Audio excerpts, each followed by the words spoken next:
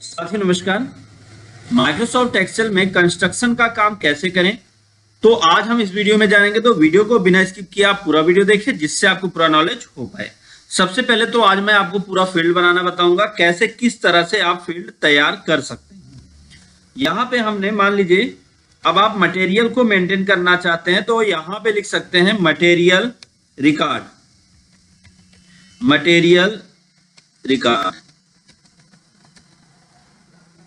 अब आप अपने कंस्ट्रक्शन का नाम और बाकी सारी चीजें भी आप इंक्लूड कर सकते हैं अपनी मर्जी के अनुसार। फिर यहाँ पे हमें कुछ फील्ड्स बनानी होंगी, जैसे डेट, किस दिन जो है काम हुआ वो डेट डालनी है।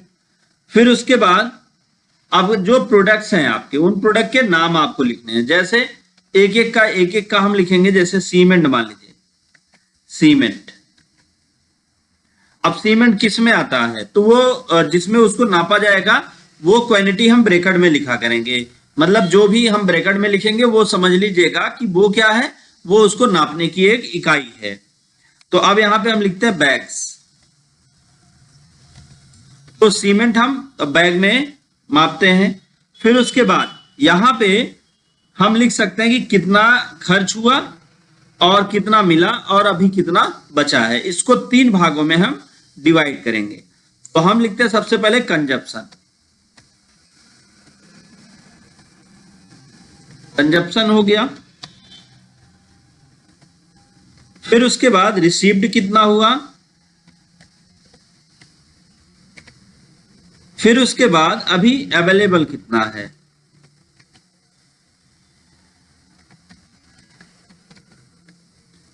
फिर ये तो हो गया सीमेंट का। फिर इसी तरीके से अगला प्रोडक्ट बनाते हैं हम। फिर इसकी भी क्वांटिटी लिखते हैं और फिर इंटर करते हैं। सेम 3 चीजें यहां पे भी होंगी, तो इसको बार बार ना लिखना पड़े, इसको कॉपी करें और पेस्ट कर दें। फिर इसी तरीके से हमें अगला प्रोडक्ट लिखना है।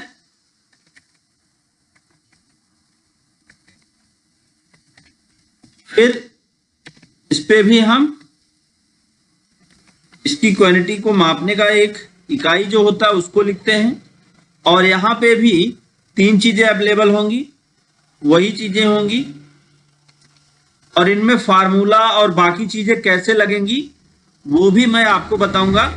तो वीडियो को स्किप ना करें, आप पूरा वीडियो देखें। अगर जहां नहीं समझ में आए, बैक करके आप एक बार फिर से देख लें और एक एक चीजें आप क्लियर करें, जिससे आपको प्रॉब्लम ना हो। फिर उसके बाद इसको हमने सेलेक्ट किया। सेलेक्ट करके होम टैब में कॉपी किया और यहां पे कर्सर सेल पॉइंटर को रखा और पेस्ट कर दिया। फिर उसके बाद अगला जो प्रोडक्ट हमें देखना है, वो अगला भी प्रोडक्ट अब हम यहां पे टाइप करेंगे। स्टील हो गया। स्टील के बाद जो होगा, तो इसको भी हम अब यहां पे भी वही 3 चीजें होंगी।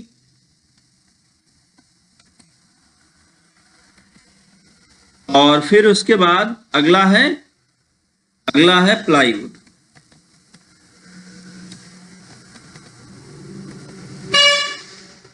या और भी जो प्रोडक्ट्स अगर आपके यहां यूज किए जा रहे हैं या लग रहे हैं, वो भी आप यहां पे लिख सकते हैं। तो यहां पे अब हमने फिर ये 3 चीजें ली और इसको हमने यहां पे पेस्ट कर दिया। तो ये पूरा का पूरा सेट हो गया। अब उसके बाद अगला काम हमें क्या करना है, इसकी फॉर्मेटिंग करनी है। सेलेक्ट करते हैं हम यहां तक और इसको कर देते हैं मर्ज एज सेंटर। और इसकी साइज को हम थोड़ा इंक्रीज कर लेंगे। इंक्रीज करके इसको बोल्ड कर देंगे। और यहां पर आप कोई भी एक कलर जो भी आपको सही लगे वो कलर आप यहां पे सेट कर दें। फिर उसके बाद इन दोनों को सेलेक्ट करें, डेट को, और मर्ज एज सेंटर कर दें। फिर इसी तरीके से अब हम सेलेक्ट करेंगे इसको, ये जो सीमेंट वाला है ये 3 में है, तो इसको भी मर्ज एज सेंटर। इसी तरीके से सबको हमें सेलेक्ट करके मर्ज एज सेंटर करना होगा। सबसे इंपॉर्टेंट फॉर्मेटिंग है। फॉर्मेटिंग अगर आपने कर ली, फिर उसके बाद ज्यादा आपको कुछ करने की जरूरत नहीं। सिर्फ छोटे छोटे फार्मूले यूज किए जाने वाले हैं, तो उनका यूज करके आप बहुत आसानी के साथ इसमें आप काम कर सकते हैं। अब फिर उसके बाद ये जितनी भी आपकी फील्ड्स हैं इन फील्ड की साइज, सबसे पहले तो आप कंट्रोल दबा लीजिए या शिफ्ट दबा लीजिए, आपकी मर्जी, जो भी आप इच्छा हो आपकी वो आप प्रेस कर लीजिए और इनको एक साथ शिफ्ट के साथ सेलेक्ट करिए और यहां से इनके फॉन्ट साइज को आप बड़ा कर लीजिए और इनको आप बोल्ड कर दीजिए। इसी तरह से जैसे इसका फॉन्ट साइज हमने 14 कर दिया, बोल्ड कर दिया है, उसी तरीके से डेट को भी आप 14 करें और बोल्ड करें। फिर उसके बाद यहां से लेके यहां तक, पूरा शुरू से लेके लास्ट तक आप सेलेक्ट करें और सेलेक्ट करने के बाद इनको सेंटर कर लें। तो यहां से हम एक बार सबको सेंटर में कर लेते हैं। उसके बाद सभी कॉलम को ऑटो एडजस्ट करना है, तो आप शुरू से लेके अंत तक सेलेक्ट करें और किसी भी कॉलम लाइन पर 2 बार माउस क्लिक करें।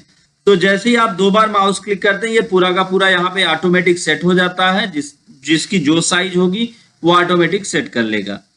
अब उसके बाद जैसे इस एरिया में और इस एरिया में हमको क्या करना है, कोई एक कलर फिल करना है। तो जो भी आपको कलर फिल करना है वो कलर आप यहाँ पे सिलेक्ट करेंगे। तो यहाँ पे हम डिसाइड कर लेते हैं, जैसे हमको मान लीजिए कि पहले तो यहां से लेके यहां तक प्लाईवुड तक जो हमारा प्रोडक्ट है वहां तक हमें कौन सा कलर फिल करना है।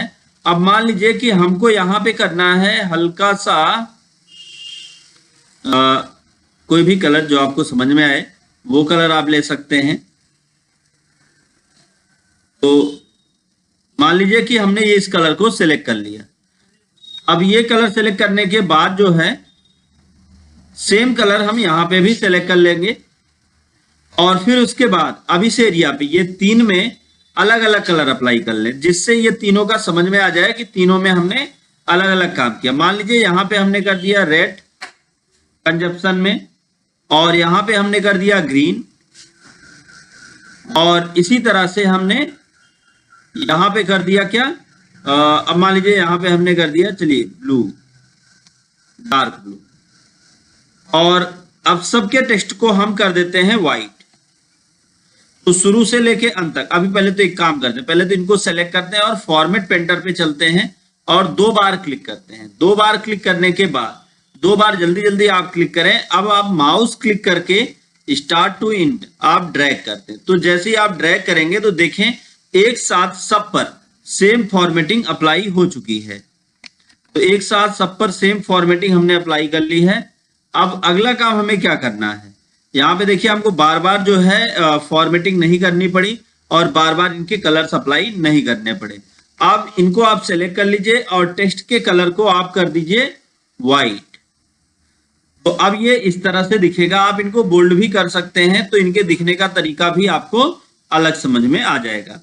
अब फिर उसके बाद आप स्टार्ट टू एंड, जहां तक आप एंट्री करना चाहते हैं वहां तक आप इसको सेलेक्ट कर लें और सेलेक्ट करने के बाद आप इस पे आके ऑल बॉर्डर को अप्लाई कर दें। तो जब आप ऑल बॉर्डर अप्लाई करेंगे तो आपका ये कंटेंट कुछ इस तरह से दिखने लगेगा। आप शुरू से सेलेक्ट कर लीजिए और यहाँ पर एक कोई आउटसाइड बॉर्डर, थिन बॉर्डर होता है, उसको आप अप्लाई कर दें। तो ये हो गया। अब इसका अगर प्रिंट निकालना चाहते हैं तो हम फाइल में चलते हैं और प्रिंट पे देखते हैं। तो अभी ये पोर्ट्रेट फॉर्मेट में है, इसको हम लैंडस्केप कर लेते हैं।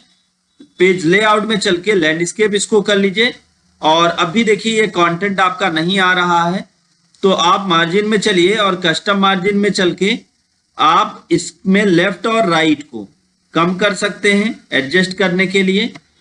और अब उसके बाद आप ओके करें तो अभी देखिए अभी आपका कितना कंटेंट बच रहा है प्लाईवुड का और यहाँ पे यहाँ तक हुआ है। तो अब हम इसमें क्या कर सकते हैं, मार्जिन पे आके कस्टम मार्जिन कर लीजिए और कस्टम मार्जिन करके फिर उसके बाद आप इसके जो एडजस्ट टू की साइज है उसको आप थोड़ा कम कर लें। अब आप ओके करेंगे तो अब एडजस्ट टू प्लाईवुड तक आ गया। फिर उसके बाद ये कितना हमने किया, लगभग इसको हमने कर दिया था 90 और इसको 80 कर दे तो हो सकता है ये एडजस्ट कर ले। तो अब भी नहीं कर पाया है। तो इस तरह से आप इसको सेट कर लें अपनी मर्जी से, आप जितना इसकी साइज चाहते हैं एडजस्ट टू में, तो ये पूरा का पूरा उसको एडजस्ट कर देगा और ये आपका प्रिंटेबल एक पेज बेहतर तरीके से तैयार हो जाएगा। मैं आपको प्रीव्यू करके दिखाता हूं तो आपको समझ में आएगा कि ये कैसे छप रहा है। तो हमने यहाँ पे प्रीव्यू किया, फाइल में चलते हैं, प्रीव्यू देखिए तो आपको ये समझ में आ गया कि यहाँ पे आपका कंटेंट किस तरह से छप रहा है। तो उम्मीद है आपको ये समझ में आ गया होगा। आगे की जो फॉर्मेटिंग है, जो डेटा एंट्री है, ये हम आपको नेक्स्ट वीडियो में बताने वाले हैं। तो वीडियो के साथ इसी तरह से बने रहें। अगर आपको ये वीडियो अच्छा लगा हो, वीडियो नॉलेजफुल रहा हो, तो वीडियो को लाइक करें, ज्यादा से ज्यादा लोग तक शेयर करें ताकि उनको भी नॉलेज मिल पाए। दोस्तों thank you so much video को अंत तक देखने के लिए।